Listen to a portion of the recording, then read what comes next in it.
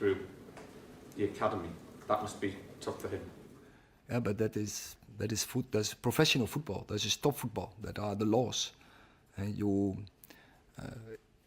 pick the team where you think you have the most chance to win a game, and so the players have to fight for their positions, and you pick the team, the 11 who have the best dynamic and the best chemistry, and there are two, and we are happy with that, and that two players developed from the academy, young players, into the squad, into the team selection, and now he has to bounce back, and he has the abilities to do it.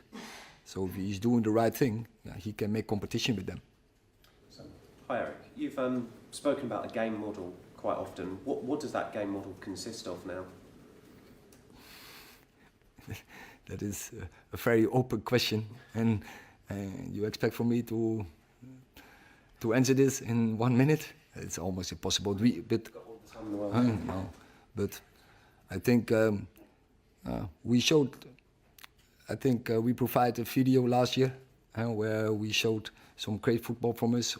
So it was very dynamic. And so if we have the players available, we can construct a team that can play very dynamic, very proactive, with a lot of speed.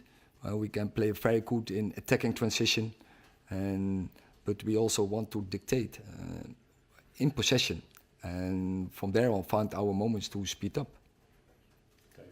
Hi, Erik. Ole Gunnar Solskjaer, one of your predecessors here, said that cup competitions aren't the true test of a team. He said he said winning a cup wouldn't necessarily say Manchester United were back. Now you've won 2 cups, and he was saying that it could almost be an ego thing for some managers, cups, that the league is the most important thing. What's your view on that? Do you agree with that sentiment, that the league is the most important thing?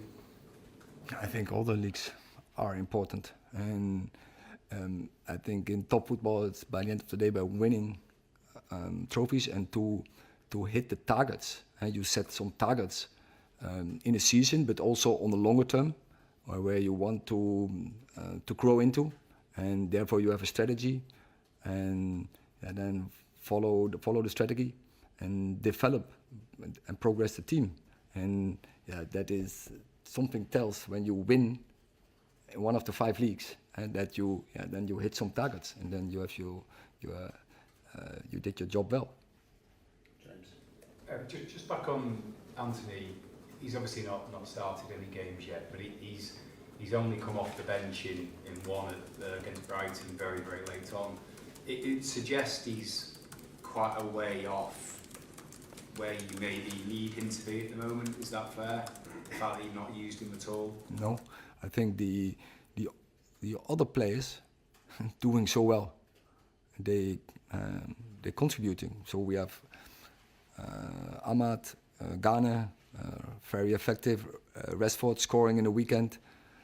So he has to earn the right in training, but the others doing really well. So he has to get over them. And how's he coping with not having that chance yet? He is, of course, he is impatient. He wants to play, and he is fighting to play. Last question, Rob.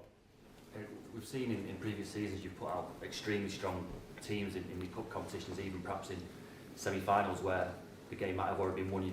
Against Forest, for example, when you won the Carabao Cup, you put a very strong team out in all the cup games.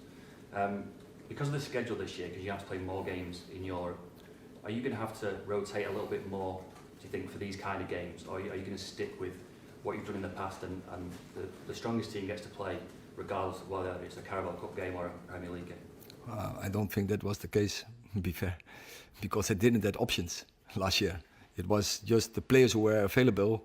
We constructed a team from the players who were available. The changes to the European schedule, the fact that you're going to have to play a lot more games or possibly play a lot more games this year, won't come into your thinking when you pick the team for tomorrow night, for example?